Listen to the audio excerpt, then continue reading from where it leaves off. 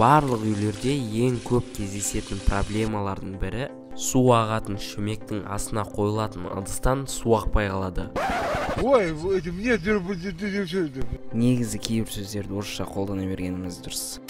Яғни менің айтқым келгені, әрбір үйдің асханасында раковина болады. Яғни қол жуатын немесе ыдыс жуатын жерде су ақпай қалады. Бүгін мен сол проблеманы барынша тез және барынша оңай жолмен тазартып көретін боламын.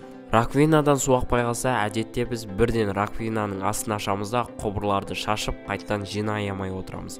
Неге міндетті түрде құбырларды ашып, қолымды ластап, уақыт кетіріп, қиналып жасауымыз керек? Оның оңай жасаудың жолдары да бар шығар.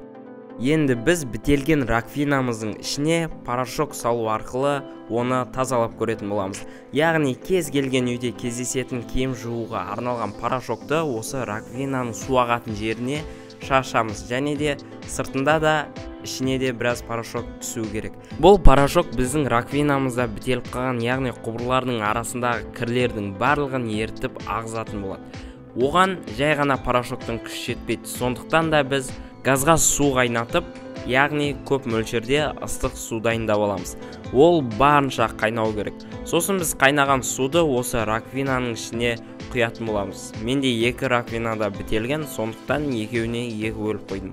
Яғни ыстық су мен порошок араласқан кезде бір химиялық құбылыс болып, осы құбырдың ішіндегі кірлердің барлығын жібітіп жібереді. Сіздерде де егер раковиналарыңыз бітеліп жатса, осы лайфхакты қолданып көріңіздер. Сіздерге сенімді түрде кеңес бере аламын.